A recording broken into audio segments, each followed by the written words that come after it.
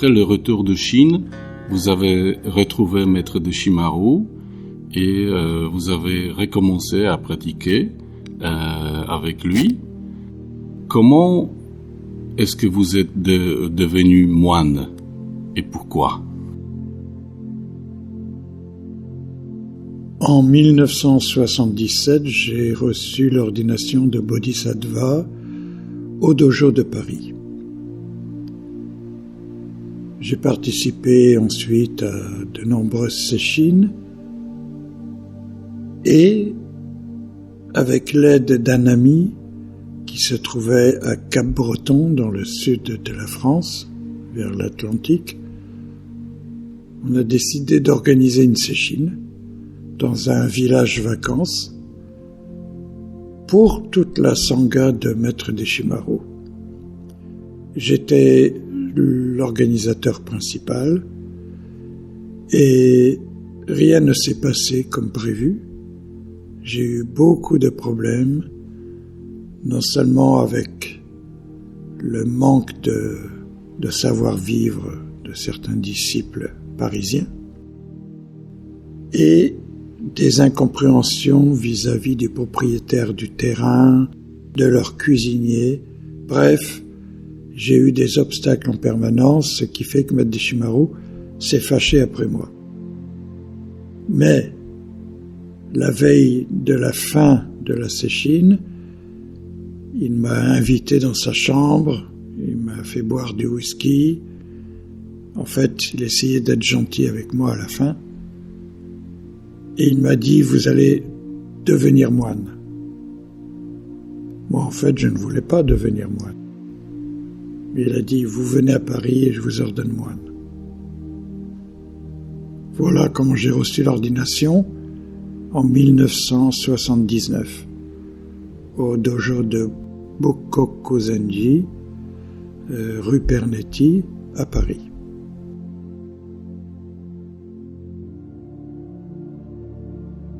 Pourquoi vous n'avez pas refusé cette ordination? On ne peut pas refuser quelque chose à un maître qui est déterminé, qui est entier, et quand il dit quelque chose, c'est difficile de refuser, de le contrer. Donc je n'avais pas le choix. De toute façon, j'ai dit oui parce que ça faisait 2 nuits que je dormais pas à cause de tous les problèmes. J'étais fatigué, usé. Alors j'aurais dit oui à n'importe quoi. Et c'est ce que j'ai fait. J'ai dit oui à n'importe quoi. N'importe quoi de devenir moine.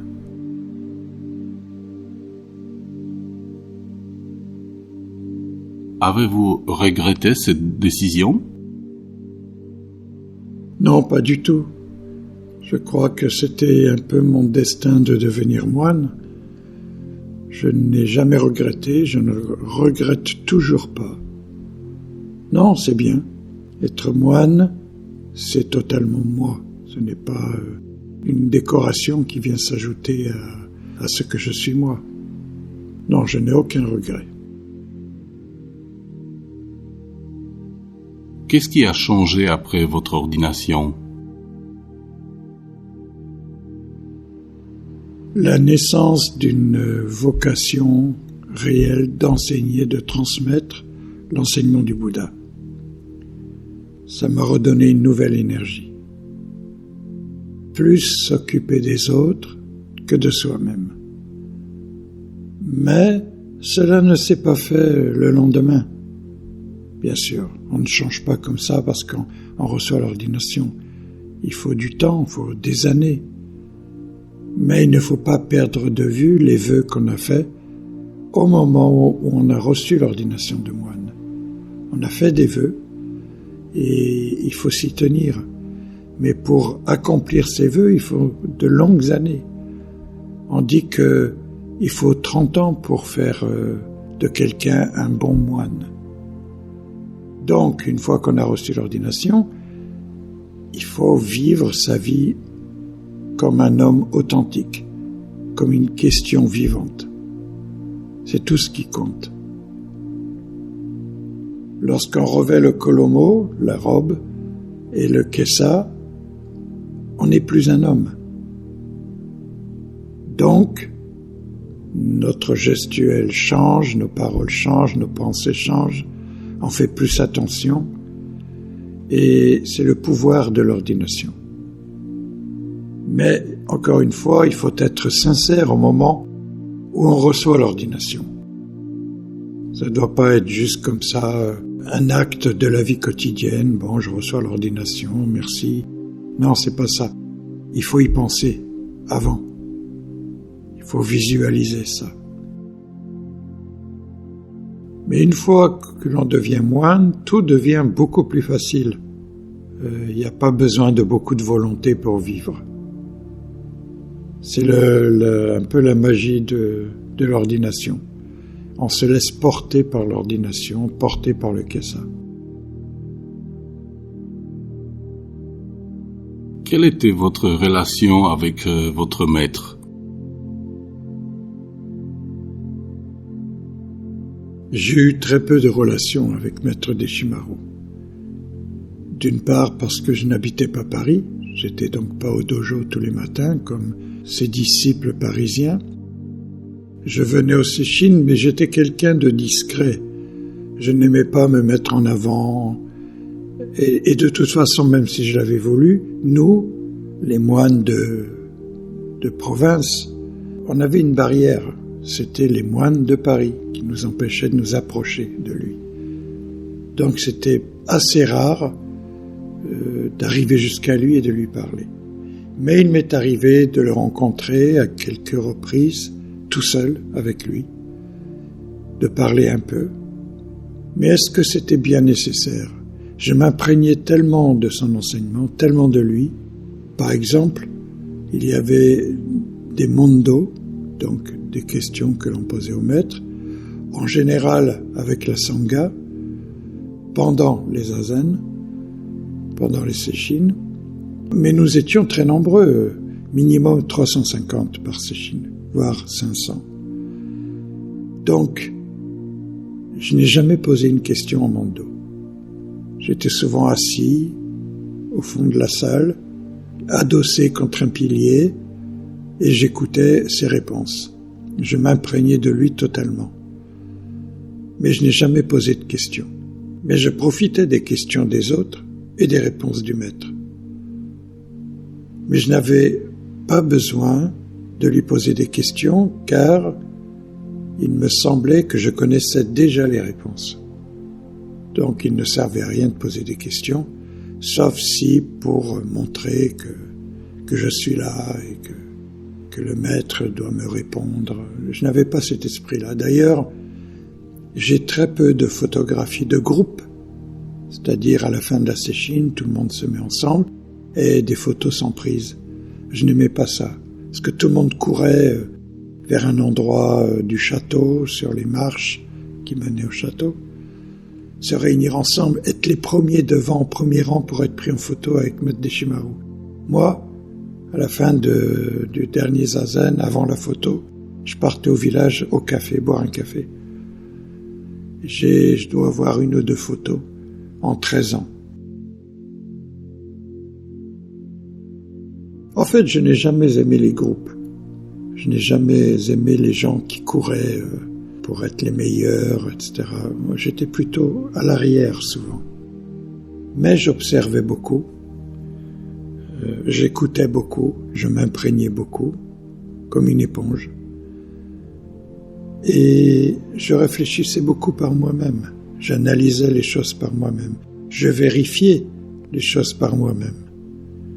Mais j'étais mieux dans un café, avec des gens inconnus, à boire un café plutôt que d'être sur la photo avec 350 personnes.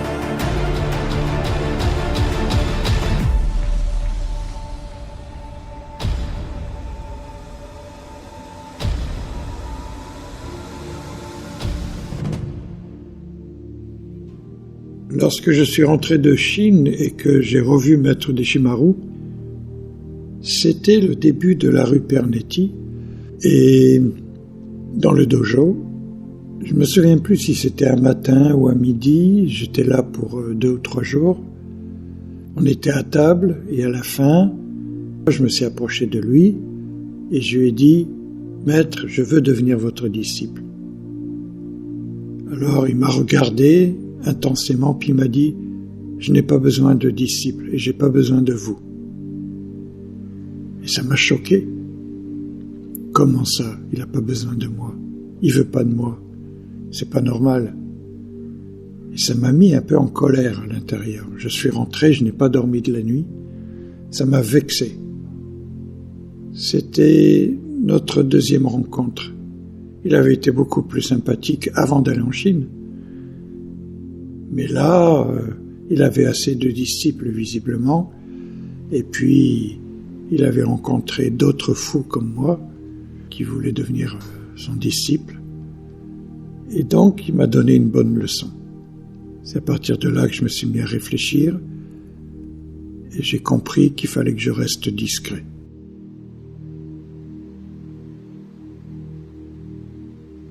Aviez-vous des doutes sur Maître Deshimaru, sur son enseignement, sur sa façon de vivre? Non, j'ai jamais eu de doute en ce qui le concerne, jamais, à aucun instant. J'aimais cet homme, il exprimait tellement le zen, tellement entièrement, et encore, qu'est-ce que le zen? En fait, il exprimait l'ordre cosmique. C'était quelqu'un qui possédait beaucoup d'aspects différents, qui changeaient très vite. Mais il avait cette droiture, cette largeur d'esprit. Il avait cette puissance en lui, cette authenticité. Et j'aurais jamais pu douter à son sujet. De toute façon, je ne pouvais pas le comparer à un autre maître, puisque je ne connaissais que lui. Donc, ne pouvant pas comparer, je ne pouvais pas juger. Mais j'ai toujours eu confiance en lui. Toujours, toujours. Je pouvais douter sur l'enseignement du Bouddha, parce que j'avais une contradiction entre l'enseignement des anciens qui datait depuis des siècles et l'adaptation de cet enseignement aujourd'hui, à notre époque. C'est là où il fallait que je transpose, que je réfléchisse. J'ai jamais été quelqu'un qui copiait les autres, qui copiait la tradition, qui voulait répéter la même chose. J'étais plutôt quelqu'un qui allait de l'avant et qui créait tout le temps. Donc, je remettais parfois en question certains enseignements de Maître Dogen pour essayer de voir si cela est réel aujourd'hui et dans quel contexte historique il enseignait, qui n'est plus le même contexte aujourd'hui. Donc il y a des règles qui étaient nécessaires à son époque mais qui ne le sont plus aujourd'hui. Mais vis-à-vis de mon maître, j'ai jamais eu aucun doute, mais alors aucun. Parfois je me disais, quand il répondait au mondo à quelqu'un, je me disais, moi j'aurais dit plus. Il n'a pas développé assez. Mais c'était pas pour le critiquer lui ou le juger. Mais n'était-ce pas de la vanité? C'est bien possible. Mais il fallait avoir de la vanité, il fallait avoir de la grandeur pour croire en soi et faire tout ce que j'ai fait après. Si j'étais resté quelqu'un de timide, abandonné, j'aurais pas rempli de mission. Donc, j'avais de la vanité, probablement de l'orgueil, mais j'ai utilisé cet orgueil comme un instrument pour accomplir la mission, ça veut dire la suite de la mission de Maître Deshimaru, qui rêvait d'aller à l'Est, mais qui n'a pas pu, puisqu'il a été bloqué à Berlin à cause du mur. Et il regrettait toujours de ne pas pouvoir franchir ce mur de Berlin. Donc je me sentais finalement poussé par sa mission, continuer sa mission. Et pour cela, il fallait avoir un peu d'orgueil. Il fallait avoir des certitudes, même si elles n'étaient pas toujours justes, Mais il fallait être sûr de ce que l'on faisait, quitte à se tromper. Et je me suis souvent trompé, mais j'ai continué à avancer devant, comme un taureau que je suis. Comment vous avez vécu la mort de Maître Deshimaru? Chose surprenante, ça m'a pas touché. Je suis allé au dojo de Paris à ce moment-là. Beaucoup de disciples étaient là dans le dojo, pratiquaient zazen jour et nuit, changeaient les uns avec les autres. Ils pleuraient. Moi, je suis resté sans larmes, en fait. Je ne sais pas pourquoi, peut-être que la mort était une évidence. Je savais qu'il n'allait pas durer et que c'est la fin pour les humains de mourir, c'est naturel. Je ne sais pas, j'avais pas de lien émotionnel avec lui. C'était mon maître, donc je n'avais pas de lien émotionnel. On peut avoir des liens émotionnels avec son père, sa mère, ses frères et sœurs, mais c'était pas ma famille. Et puisque il était un père spirituel, non matériel, les émotions n'avaient rien à faire là-dedans.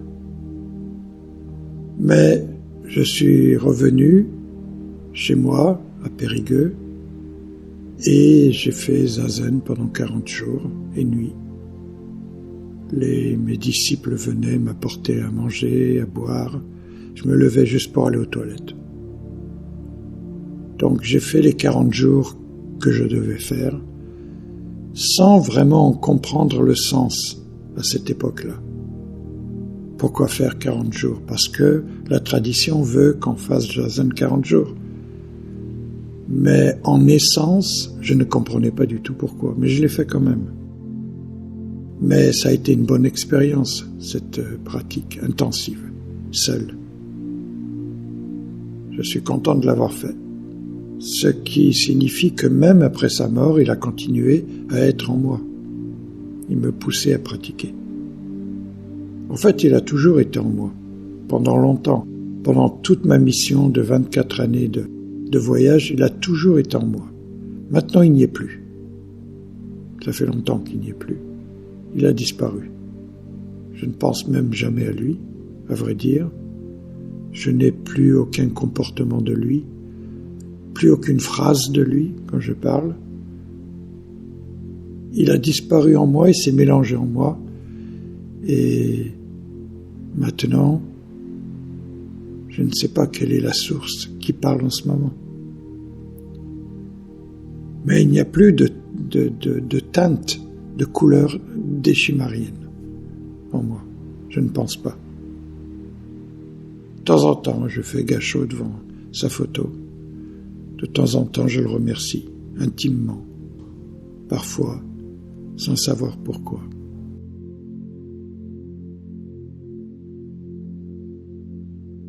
Comment est-ce possible de pratiquer zazen pendant 40 jours et nuits? Il faut de la volonté ou ça se passe sans effort? Il faut avant tout être un sacré menteur. Il faut perdre sa sincérité. Il faut sans arrêt se mentir. Je fais zazen, mais pourquoi? Pourquoi? À quoi ça sert? Mais je vais quand même continuer. J'ai pas envie, mais je dois continuer. Ça s'appelle le manque de sincérité. Faire quelque chose que l'on ne comprend pas, s'obliger à le faire, se forcer à le faire, c'est pas naturel, c'est artificiel. Si c'est artificiel, c'est qu'il y a un manque de sincérité. Je n'étais donc pas sincère du tout. Qu'est-ce que j'essayais de me prouver? Parce que en quoi ça pouvait aider mon maître que je fasse 40 jours de zazen ou pas? De toute façon, il est mort. On n'a plus de contact. C'est fini. Les gens croient toujours qu'ils ont des contacts avec les morts. Mais les morts, ils sont en paix, ils n'ont plus aucune pensée. Ils n'ont plus d'oreilles pour m'entendre. C'est des histoires, ça. On veut toujours que les choses continuent éternellement comme ça. Non, c'est fini. Si on n'arrive pas à discuter avec un arbre, Je serais stupide de m'asseoir au pied d'un arbre et de lui raconter ma vie. Il n'en a rien à secouer. De toute façon, il ne comprend pas mon langage, il n'a pas d'oreille. Bon, ça sert à rien. Alors parler de quelqu'un qui n'est plus du tout, c'est ridicule. Donc le Christ disait « Laissez les morts aux morts ». Et cette phrase-là m'est souvent revenue. « Laissez les morts aux morts ». Nous, on n'a plus aucun pouvoir sur les morts. C'est fini. Alors, j'étais avec cette question pendant les 40 jours, les 40 nuits. Il m'arrivait même de ne plus être en posture pendant 1 heure ou 2, et quand j'entendais au loin les disciples arriver, je me remettais en posture, par exemple, pour leur montrer que je ne bougeais pas. Ce que je dis là est humain. C'est d'abord un humain qui pratique la voie. Un humain avec ses mensonges, ses tricheries, son orgueil, vouloir être reconnu par ses disciples, avec bien sûr de la sincérité, mais une sincérité voilée par d'autres complications humaines. La voie, c'est avant tout la voie de l'homme, qui est à la fois homme et Bouddha, mais avant tout, c'est un homme. Un homme qui aura toujours mal aux dents, mal à la tête, mal au dos toute sa vie et qui peut-être mourra dans la douleur, c'est possible. C'est la voie de l'homme. Et dans cette voie de l'homme, on atteint le Bouddha en nous. Mais c'est avant tout la voie de l'homme et l'homme n'est pas parfait. Il est loin d'être parfait. Il faut arrêter de se raconter des histoires que l'on est parfait, etc. De vouloir plaire aux autres, de vouloir paraître juste aux autres, d'être un grand moine de la voie. Non, pas du tout. On a nos faiblesses, on a aussi nos forces, mais on a surtout beaucoup de faiblesses. Donc, à un moment donné, il faut arrêter de se mentir à soi-même et mentir aux autres. Mais à cette époque-là, j'étais jeune. Et donc, je me racontais des histoires. Oui, c'est très important. Faire zazen parce que mon maître est mort, parce que les autres font zazen aussi, de se prouver qu'on est un samouraï capable de tenir des heures de zazen, même si dans la confusion de la douleur, je n'avais qu'une envie, c'est de me lever et me sauver. Tous les aspects humains étaient là, dans ce zazen. Il y avait des moments de paix, des moments de clarté, mais très peu par rapport à l'aspect humain. Cet humain égoïste, ignorant, stupide que j'étais, et que je suis encore, j'espère un peu moins.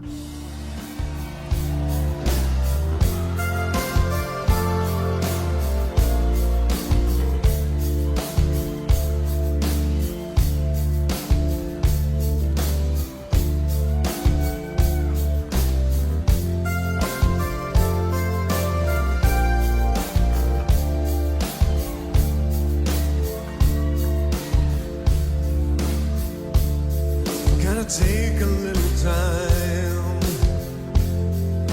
time to think things over.